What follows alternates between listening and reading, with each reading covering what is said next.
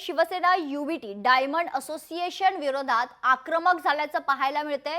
Diamond असोसिएशनच्या कार्यालयाला शिवसेना युबीटीच्या वतीनं काळं फासलं गेलंय। मराठी असल्यामुळे सभासदत्व नाकारल्याचा आरोप डायमंड असोसिएशनवर करण्यात आलाय। सभासदत्व घेण्यासाठी नवीन सभासद अर्ज भरण्याकरता जी नियमावली खरतर जो अर्ज बनवला होता तो सुद्धा इंग्लिश आणि गुजरातीमध्ये बनवण्यात आला।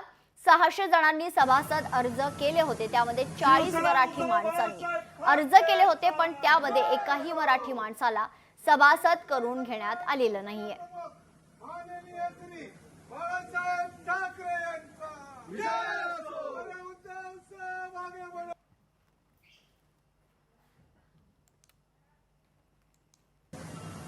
तर शिवसेना उद्धव बाळासाहेब ठाकरेंच्या वतीने डायमंड असोसिएशन विरोधात आंदोलन करण्यात आलंय। खरं तर डायमंड असोसिएशनच्या कार्यालयाला काळं फासण्यात आलंय। मराठी असल्यामुळे सभासदत्व नाकारल्याचा आरोप यावेळी करण्यात येतोय।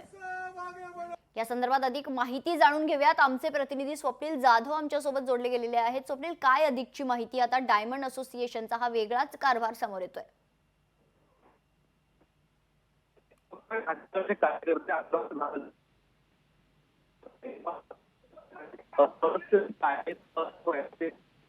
दिला जात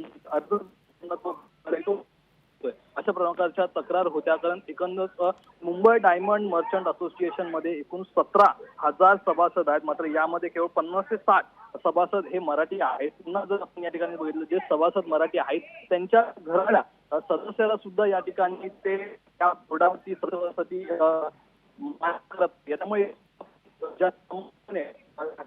इतर जे मराठी सदस्य आहेत त्यांनी जे अर्ज दाखल केले होते त्याचे अर्ज बाद करण्यात आले। कोणत्याही त्यामुळे म्हणजे अर्ज प्रक्रिया ती सुद्धा इंग्लिश आणि होती। त्यामुळे कुठेतरी ठाणे गटाचे कार्यकर्ते आक्रमक झाले असून त्या ठिकाणी डायमंड असोसिएशनच्या कार्यालयाचा जो बोर्ड आहे या बोर्डाचा निश्चित स्वप्नील, जर आपण पाहिलं तर शिवसेना उद्धव बाळासाहेब ठाकरेचे जे कार्यकर्ता आहेत त्यात आक्रमक झाल्याचं आपल्याला पाहायला मिळते। धन्यवाद आपण दिलेल्या सविस्तर माहितीसाठी। लोकशाही मराठी ऐका, पहा, जागरूक रहा।